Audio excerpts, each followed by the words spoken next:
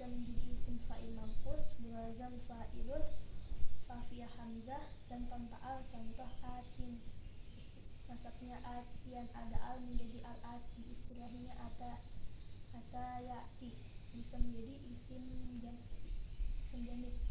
Contoh yadun, diakhiri alif nun bisa menjadi musanna rafa berwazan tidak ada. Contoh muslimani, rafanya jarinya muslimaini, bisa menjadi isim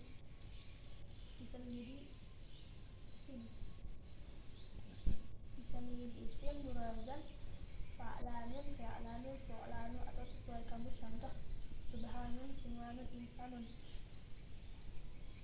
bisa menjadi sifat berwazan fa'lanu atau sesuai kamus. Contoh rahmanu, bisa menjadi isim jamid. Contoh bisa menjadi jamak taksir. Contoh fa'lanun fu'lanu atau sesuai kamus. Contoh ghilmanun usbanun, bisa menjadi mudhari af'al khamsah berdamir antuma atau huma. Contoh berwazan tidak ada. Contoh yaf'alani taf'alani. Yakhiriyanun bisa menjadi musanajar atau nasab berwazan muslimani, rafanya muslimaini rafanya muslimani, bisa menjadi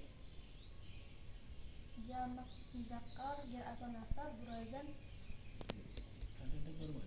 Contoh muslimina, rafanya muslimuna, bisa menjadi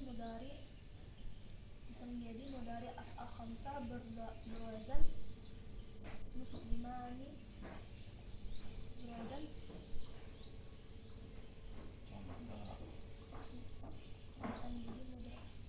mudhari af'al khamsah berdamir antuma atau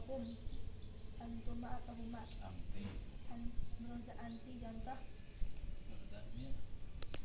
berdamir anti. Contoh taf'alina. Ya akhiri nun bisa menjadi jamak muzakkar rafa. Contoh muslimuna, rafanya jarnya muslimina, bisa menjadi mudhari af'al khamsah berwazan antum atau hum berdamir antum atau hum. Contoh yaf'alani taf'alani, yaf'aluna taf'aluna. Kesamaan antara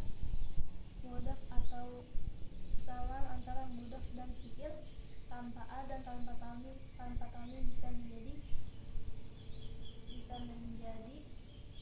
mudhaf, bisa menjadi mudhaf atau fi'il. Perbedaan mudhaf bisa be'arab jar, bisa setelah nida.